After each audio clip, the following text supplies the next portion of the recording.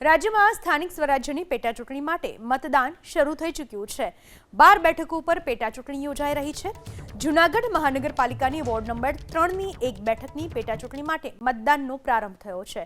ભાજપના કોર્પોરેટર અબ્બાસ કુરેશી ઉપર ગુજસીટોક હેઠળ ગુનો નોંધાયો હતો અને તેઓ સતત 3 જનરલ બોર્ડમાં ગેરહાજર રહેતા તેમનું સભ્યપદ રદ કરવામાં આવતા ફરીથી પેટા ચૂંટણી યોજાઈ રહી છે। આ બેઠક ઉપર ભાજપ, કોંગ્રેસ અને આમ આદમી પાર્ટીના ઉમેદવારો મેદાનમાં છે।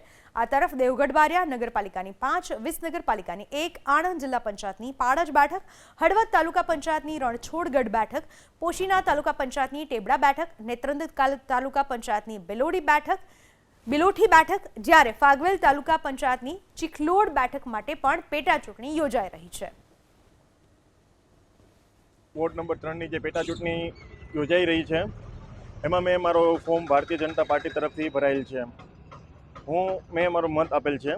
હું પબ્લિકને અપીલ કરું છું કે બધાએ આવી મતદાન કરે, થોડા ઉત્સાહથી આવીને મતદાન કરે।